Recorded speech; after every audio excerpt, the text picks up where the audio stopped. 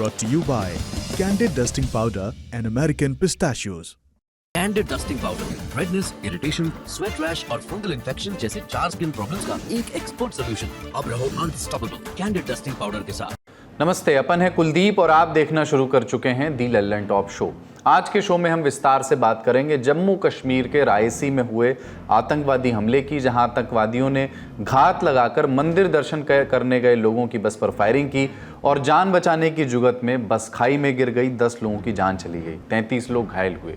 ये सभी श्रद्धालु देश के अलग अलग राज्यों से दर्शन करने के लिए वहां गए थे और आतंकी हमले का वहां पे शिकार हो गए। कैसे जम्मू कश्मीर का लंबे समय से शांत रहा ये इलाका अचानक इतने बड़े आतंकवादी हमले का गवाह बनता है, आतंकियों के प्लान्स क्या हैं, सुरक्षा बल कैसे उन प्लान्स से दो चार हो रहे हैं और आगे की योजना क्या है, इन सब पर विस्तार से बात करेंगे। लेकिन उसके पहले बात नरेंद्र मोदी कैबिनेट 3.0 की।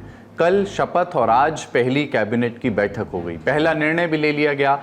ये भी चर्चा हुई कि किस कैबिनेट मंत्री को कौन सा मंत्रालय मिलेगा, क्या पिछले मंत्रालय रिपीट होंगे या कुछ उतार चढ़ाव, कुछ फेरबदल देखने को मिलेंगे। लेकिन इन चर्चाओं के बीच एनडीए सरकार के एक और सहयोगी घटक दल ने अपनी नाराजगी जताई है, कहा है कि हमारे नेताओं को जो मंत्री पद मिला है वो सही नहीं है। इन सारी बातों पर विस्तार से बात करेंगे।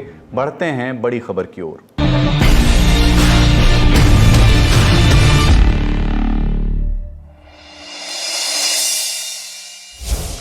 सबसे पहले बात मोदी सरकार 3.0 की। कल यानी 9 जून को प्रधानमंत्री समेत 72 सांसदों ने मंत्री पद और गोपनीयता की शपथ ली। इस कैबिनेट में 1 प्रधानमंत्री, 30 कैबिनेट मंत्री, 5 राज्य मंत्री स्वतंत्र प्रभार वाले और 36 राज्य मंत्री बनाए गए हैं। इस बुलेटिन के लिखे जाने तक लोक कल्याण मार्ग पर नरेंद्र मोदी कैबिनेट की पहली बैठक जारी है और कहा जा रहा है कि बैठक में ही तमाम शपथ लिए मंत्रियों को उनका काम बताया जाएगा, यानी उन्हें उनका मंत्रालय दिया जाएगा, जिसे आम भाषा में पोर्टफोलियो डिस्ट्रीब्यूशन कहा जाता है।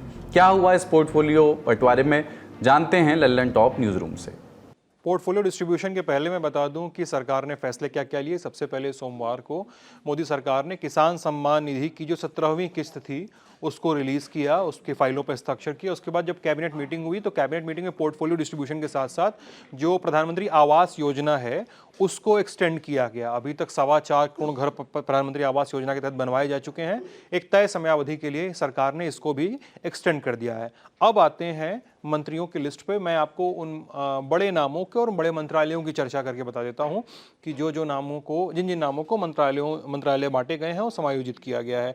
सबसे पहला नाम आता है राजनाथ सिंह का, जिन्हें रक्षा मंत्रालय जिन्होंने रिटेन किया है।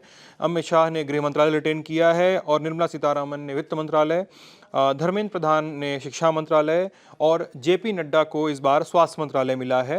नितिन गडकरी को उनका पुराना मंत्रालय सड़क एवं परिवहन मंत्रालय मिल गया है। अश्विनी वैष्णव को रेल, आईटी और सूचना प्रसारण मंत्रालय मिला है। एस जयशंकर ने विदेश मंत्रालय रिटेन किया है। चिराग पासवान ने को फूड प्रोसेसिंग मंत्रालय मिला है, जो उनके पिता रामविलास पासवान एक समय संभाला करते थे। पीयूष गोयल ने वाणिज्य मंत्रालय रिटेन किया इस बार।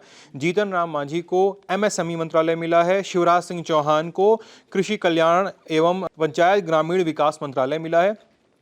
हरदीप सिंह पुरी को पेट्रोलियम, राजीव रंजन सिंह उर्फ ललन सिंह को पंचायती राज मंत्रालय और मत्स्य पालन मंत्रालय, सर्बानंद सोनोवाल को जहाजरानी मंत्रालय, वीरेंद्र कुमार को सामाजिक न्याय, गिरिराज सिंह को कपड़ा मंत्रालय, राम मोहन नायडू को नागरिक उड्डयन मंत्रालय, अन्नपूर्णा देवी को महिला एवं बाल विकास मंत्रालय, ज्योतिरादित्य सिंधिया को टेलीकॉम व पूर्वोत्तर मामलों के मंत्रालय मिले हैं।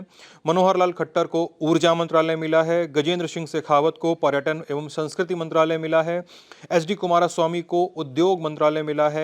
प्रहलाद जोशी को, जो पहले संसदीय कार्य मंत्री हुआ करते थे, उन्हें खाद्य और उपभोक्ता मामलों के मंत्रालय मिले हैं। सीआर पाटिल को जल शक्ति मंत्रालय मिला है, जो पहले गजेंद्र सिंह शेखावत के पास हुआ करता था। भूपेंद्र यादव को पर्यावरण मंत्रालय, किरेन रिजिजू को संसदीय मामलों का मंत्रालय और अल्पसंख्यक मामलों का मंत्रालय मिला है। मनसुख मांडवीय को लेबर और युवा व खेल मामलों का मंत्रालय मिला है और जी किशन रेड्डी को कोयला और खनन मामलों का मंत्रालय मिला है। इसके अलावा मिनिस्टर ऑफ स्टेट और minister of state independent charge, उनके जो मंत्री हैं, उनको जो मंत्रालय जो कार्यभार मिला है वो आप स्क्रीन पर देख सकते हैं। इस कैबिनेट बैठक के ठीक पहले नरेंद्र मोदी अपने कार्यालय पहुंचे आज, यानी प्रधानमंत्री कार्यालय। पदभार उन्होंने ग्रहण किया और फिर वहां काम करने वाले कर्मचारियों और अधिकारियों से बात की। सुनिए उन्होंने क्या कहा। साथियों, जब हम काम करते हैं 3 चीजें बहुत अनिवार्य होती है और अगर 3 चीजें हमारे पास उपलब्ध हो तो मैं नहीं मानता हूं कि विफलता दूर दूर तक भी नजर आएगी। और जब मैं 3 बातें कहता हूं, एक, क्लैरिटी ऑफ थॉट्स। जहां तक इस सरकार का सवाल है, मैं मानता हूं कि कोई उलझन नहीं है। बाएं जाए, दाएं जाए, ऊपर जाए, नीचे जाए, कुछ नहीं, उसको पता है ऐसे ही जाना है और उसे पा करके रहना है। इतनी क्लैरिटी ऑफ थॉट्स किसी भी काम की सफलता के लिए सबसे पहली जरूरत होती है। फेथ इन कन्विक्शन दूसरा पार्ट है कि जो मैं सुन रहा हूं, जो मुझे बताया जा रहा है, उसके प्रति मेरे मन में अश्रद्धा नहीं होनी चाहिए, मेरे मन में इफ्स एंड बट्स नहीं होनी चाहिए। फेथ इन कन्विक्शन, जो मैंने सुना है और अनुभव कहता है कि हाँ यार, मेरे विचारों में मेल नहीं बैठता है, लेकिन यही है रास्ता, तो चलो लग जाओ। लेकिन इतने से भी पूरा नहीं होता है। Clarity of vision, faith in conviction is not enough to achieve. और इसके लिए चलता है कैरेक्टर टू एक्ट। मुझे अपने व्यक्तित्व को उस प्रकार से गढ़ना पड़ता है, मेरे समय का सर्वाधिक उपयोग उस काम के लिए लगाने का मुझे प्रायोरिटी तय करनी होती है, खुद को खपाना पड़ता है। लेकिन जब कैबिनेट बैठक और पीएम मोदी के संवाद की चर्चा हो रही थी, उस समय देश भर में एक और चर्चा थी। मोदी कैबिनेट के पूरे लुक की चर्चा थी। कौन से नेता किस सूबे से, किस सोशल ग्रुप से, किसकी कितनी हिस्सेदारी और किसके कितने काम। तो हम भी चलिए आपको बता देते हैं कि कैसी दिखती है मोदी 3.0 की कैबिनेट। मोदी सरकार में कुल 5 अल्पसंख्यक नेताओं को शामिल किया गया है। रवनीत सिंह बिट्टू सिख हैं, हरदीप सिंह पुरी सिख हैं, जॉर्ज कुरियन केरल से ईसाई हैं, किरण रिजिजू बौद्ध हैं, रामदास आठवले बौद्ध हैं। बता दें कि अल्पसंख्यकों की इस लिस्ट में किसी मुस्लिम नेता का नाम शामिल नहीं है। इसके अलावा पीएम मोदी के कैबिनेट को देखने का एक नज़रिया और हो सकता है। नई सरकार में अन्य पिछड़ी जाति से 27 मंत्री हैं, अनुसूचित जाति से 10 हैं, अनुसूचित जनजाति से यानी एसटी समुदाय से 5 हैं। लोगों को मंत्री पद की शपथ दिलाई गई है। इस मंत्रिपरिषद में कुल 7 महिलाओं को जगह दी गई है। वहीं एनडीए के घटक दलों से कुल 11 लोगों को इस परिषद में जगह मिली है।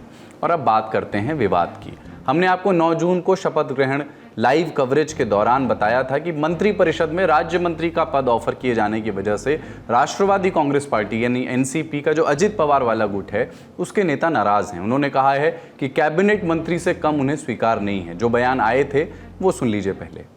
राजनाथ सिंह जी, अमित भाई और नड्डा जी, इनके साथ एक हमारी मीटिंग भी हुई। हमारे थोड़े बहुत महाराष्ट्र के जो लोकसभा के चुनाव हुए हैं, पूरे देश में हुए, लेकिन महाराष्ट्र के बारे में ये रिजल्ट ऐसा क्यों आया उसके बारे में थोड़ी बहुत चर्चा हुई। और तब मैंने उनको रिक्वेस्ट की थी कि हमारे आज लोकसभा का एक मेंबर है और राज्यसभा का एक मेंबर है, लेकिन 2-3 महीने में हमारे राज्यसभा के टोटल 3 मेंबर होने वाले हैं और लोकसभा के खुद सुनील तटकरे साहब है। ऐसा टोटल राष्ट्रवादी कांग्रेस पार्टी की मेंबरों की सदस्य संख्या पार्लियामेंट में और पार्लियामेंट में 4 होने जा रही है, राज्यसभा और लोकसभा पकड़ के। तो हमें एक सीट मिलनी चाहिए, ऐसे हमारी बात हुई है। वो बोले ठीक है, आपका कहना सही है। लेकिन उसके बाद कल उनका हमें मैसेज आया कि हम इंडिपेंडेंट चार्ज जैसा हमारे शिंदे साहब की पार्टी को दिया है वैसा एक मेंबर लेना चाहते हैं। तो आप सभी को पता है, पूरे देश को पता है, प्रफुल्ल पटेल साहब, उन्होंने कैबिनेट मिनिस्टर के नाते बहुत दफ़ा सेंट्रल में काम किया है और कैबिनेट मिनिस्टर होते हुए फिर इंडिपेंडेंट चार्ज लेना हमें ठीक नहीं लगा, इसीलिए हमने बताया कि हम रुकने के लिए कुछ दिन के लिए तैयार है, लेकिन हमें कैबिनेट मिनिस्टरशिप चाहिए। दिन बदला है और अब 10 जून की तारीख है और इस दिन एनडीए के एक और घटक दल ने नाराजगी जताई। दल का नाम है शिवसेना शिंदे गुट। पार्टी के चीफ व्हिप श्रीरंग बारणे का कहना है कि एक तरफ चिराग पासवान, जीतन राम मांझी और एचडी कुमारस्वामी की पार्टी को कम सीट मिलने के बाद भी कैबिनेट मंत्रालय दिया गया है, वहीं उनकी पार्टी के 7 सांसद होने के बावजूद सिर्फ एक स्वतंत्र प्रभार राज्य मंत्री का पद ही दिया गया है। एनडीए की पुराने सहयोगी शिवसेना है, कई सालों से केंद्रीय नेतृत्व को, केंद्रीय संगठन को शिवसेना पार्टी साथ देते आए।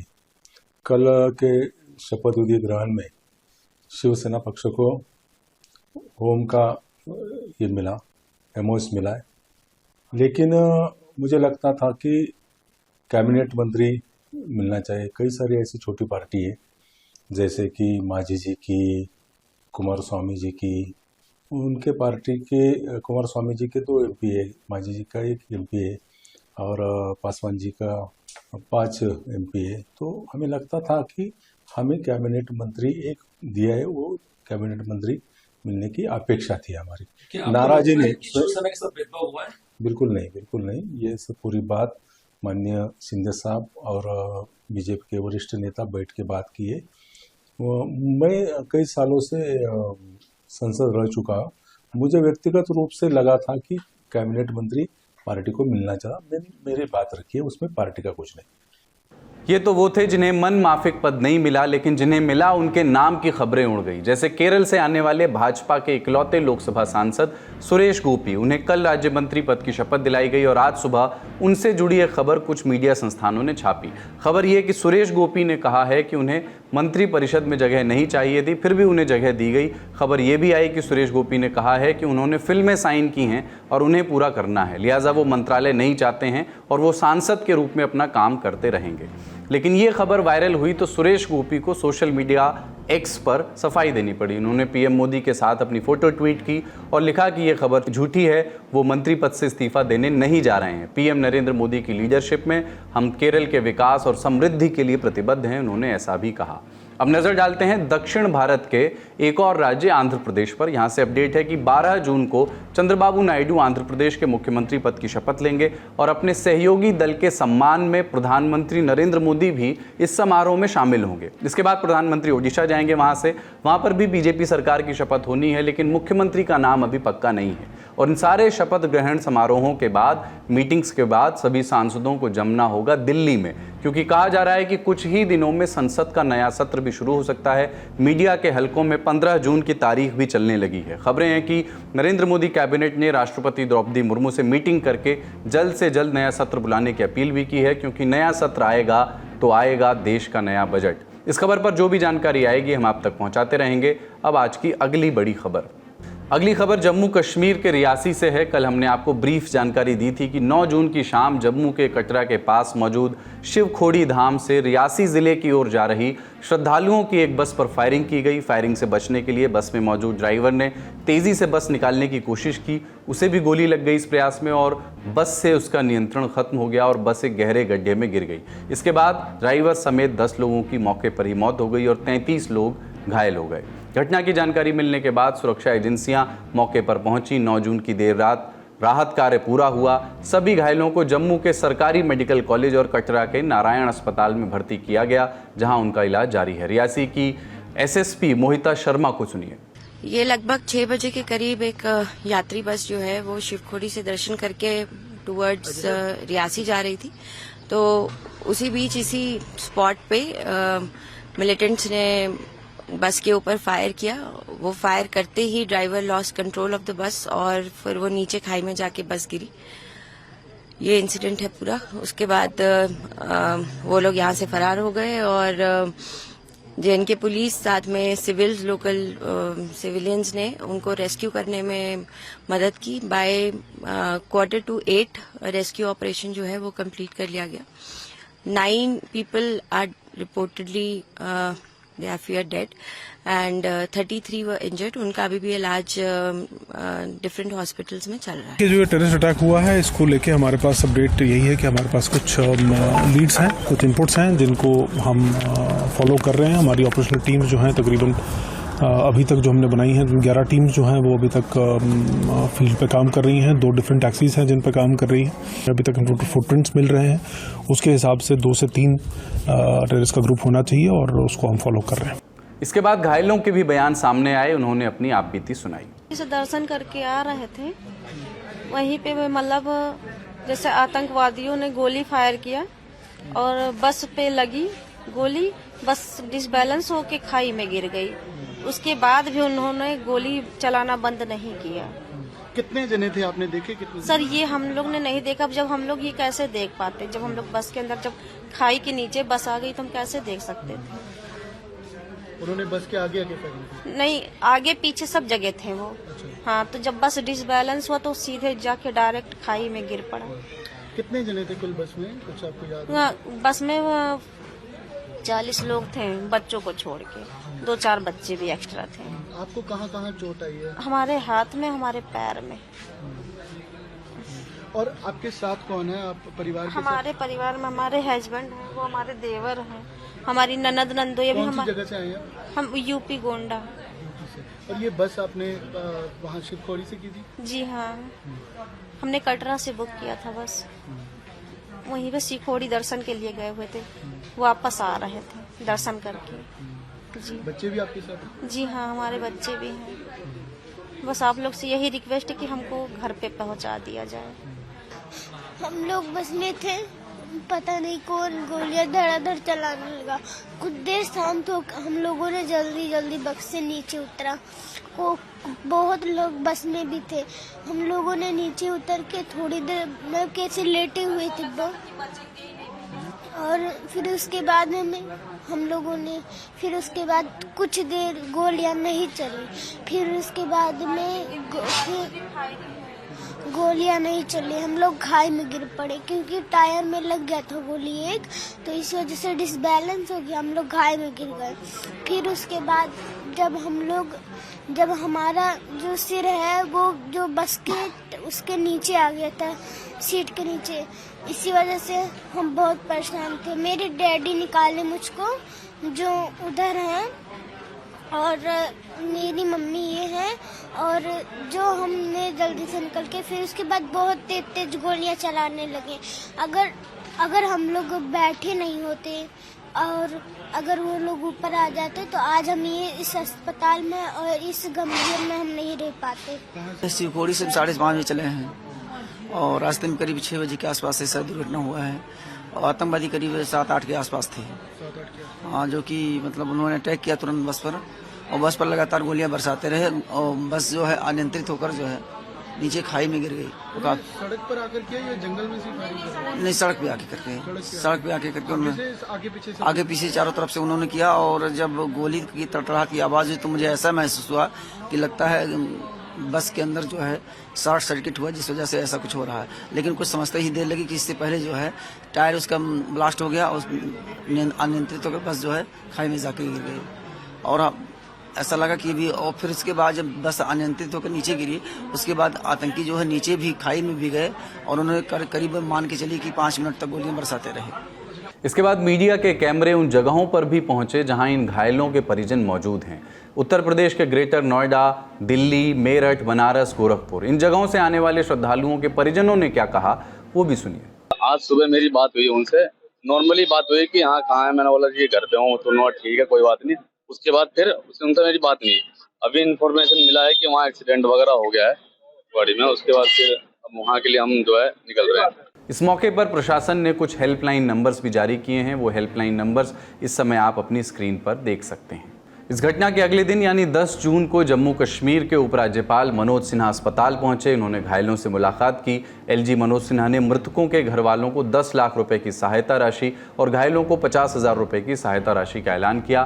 फिलहाल जम्मू कश्मीर पुलिस, भारतीय सेना और केंद्रीय रिजर्व पुलिस बल यानी CRPF की एक जॉइंट सिक्योरिटी फोर्स बना दी गई है जो आतंकवादियों की तलाश कर रही है। वहीं राष्ट्रीय जांच एजेंसी यानी NIA भी इस घटना की जांच कर रही है। इंडिया टुडे के सीनियर रिपोर्टर अशरफ वानी को सुनिए। जम्मू कश्मीर में सुरक्षा एजेंसियों ने साझा तौर पर कल शाम से रियासी के उस पूरे इलाके में तलाशी अभियान तेज किया है जहां पर ये आतंकी वारदात हुई है, ताकि उन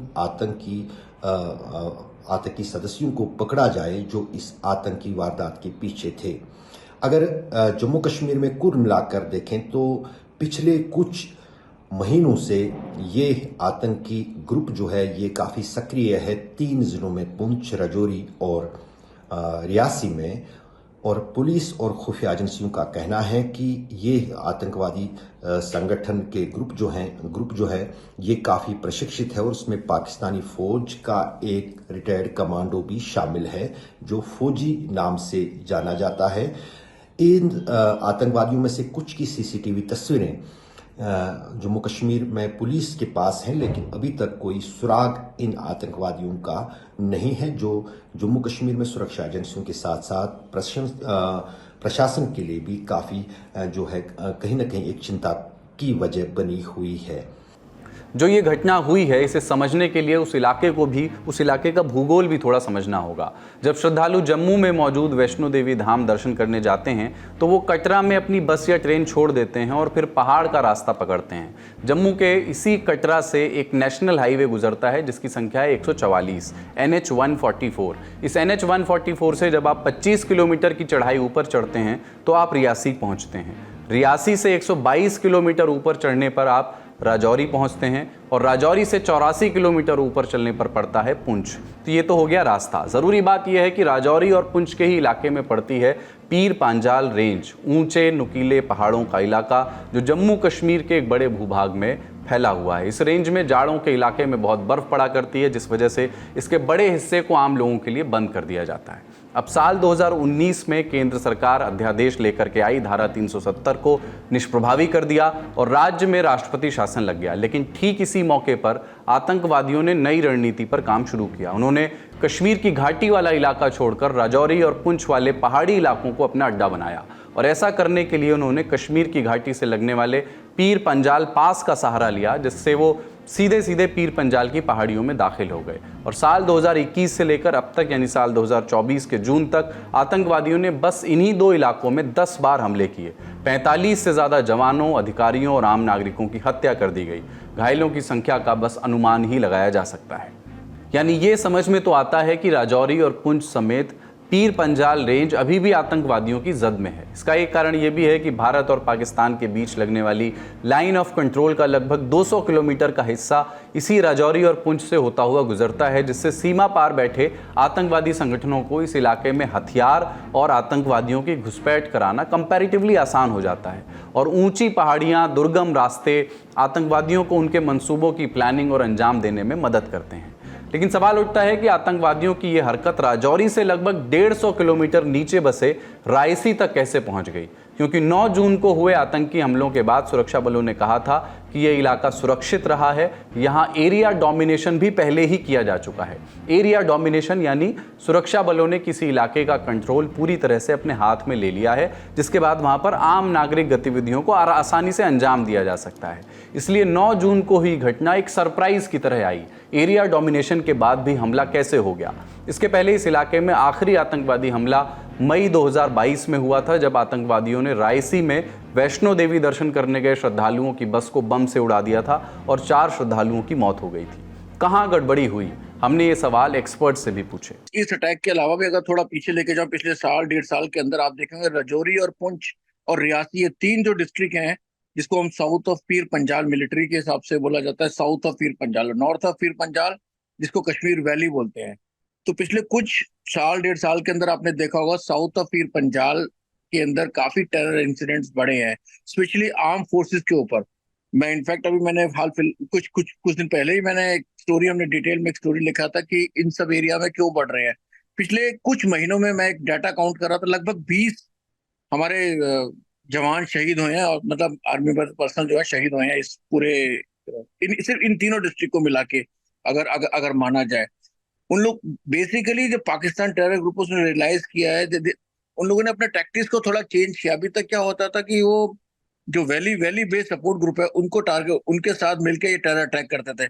पर पिछले कुछ सालों में राष्ट्रीय राइफल्स, पैरामिलिट्रीज और लोकल पुलिस के पुलिस, उनकी बहुत ज्यादा तादादी जिससे मतलब मौजूदगी के चलते they have not been able to target any people, they have not been able to actually carry out any such attack in the valley area.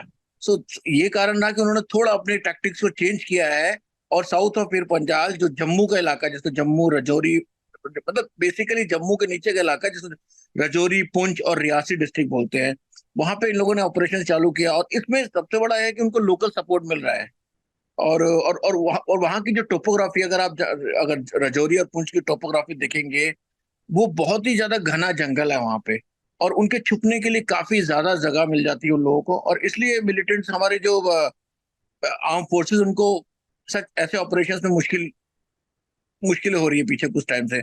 उम्मीद है कि सुरक्षा बलों की कवायद रंग लेकर के आएगी और राजौरी, पुंछ और रायसी के तनावग्रस्त इलाकों में सुरक्षा फिर से लौट सकेगी। अब चलते चलते एक सुर्खी और जो आ रही है पूर्वोत्तर के राज्य मणिपुर से।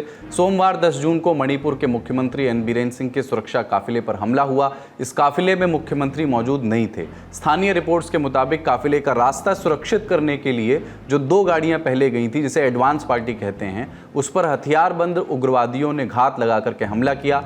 ये घटना हुई कांग पोकपी जिले में। इस हमले में एक सुरक्षाकर्मी घायल हो गया है। घटना सुबह करीब 10:40 की है। सुरक्षाकर्मी इम्फाल और जिरीबाम जिले को जोड़ने वाले नेशनल हाईवे 37 से जा रहे थे। जैसे ही एडवांस पार्टी कोटलेन गांव के पास पहुंची, उन पर ताबड़तोड़ गोलियां चलने लगी। सुरक्षा बलों ने जवाब में फायरिंग की। पुलिस सूत्रों के मुताबिक गोलीबारी कुछ देर तक जारी रही। गाड़ी में कुल 3 लोग थे। घायल पुलिसकर्मी का नाम मोइरंग थेम अजेश बताया जा रहा है। उम्र है 32 साल। अभी तक पुलिस को हमलावरों के बारे में कोई सबूत या जानकारी नहीं मिली है। जिस गांव के पास हमला हुआ है वो इम्फाल से लगभग 26 किलोमीटर दूर कांग पोकपी जिले के अंतर्गत आता है। यहाँ कुकी जोमी आबादी रहती है। इस घटना के बाद सीएम बीरेन सिंह घायलों से मिलने गए और मीडिया से भी बात की। Very unfortunate and highly condemnable, and it is an attack directly on the Chief Minister, means directly on the people of the state. So state government has to do something. So I will take a call of my all colleagues and I will take a decision. दूसरी तरफ cookie संगठनों की ओर से आरोप लग रहे हैं कि सीएम एन बीरेन सिंह की एडवांस पार्टी में मणिपुर पुलिस की कमांडो यूनिट अकेले नहीं आई थी। इस एडवांस पार्टी के साथ अरमबाई टेंगोल और UNLF, United nation liberation front जैसे मैतेई चरमपंथी संगठनों के बंदूकधारी लोग भी आए थे, जिसके बाद खुद को विलेज वॉलंटियर्स कहने वाले कुकी समुदाय के लोगों ने कॉन्वॉय पर हमला कर दिया। हालांकि इससे जुड़ी कोई पुष्ट जानकारी अभी सामने नहीं आई है, ये सिर्फ आरोप हैं। आज के लल्लन टॉप शो में इतना ही। अपना और अपनों का ख्याल रखिए। देखते रहिए दी लल्लन टॉप।